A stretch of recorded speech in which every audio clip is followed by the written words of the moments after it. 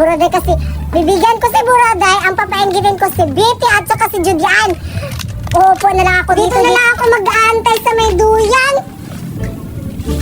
Dito ko na lang aantayin si Buraday kasi alam kong pupuntahan niya ako dito kasi sinabihan ko siyang dito ako mag-aantay sa may bahay kasi bibigyan ko siya ng pagkain.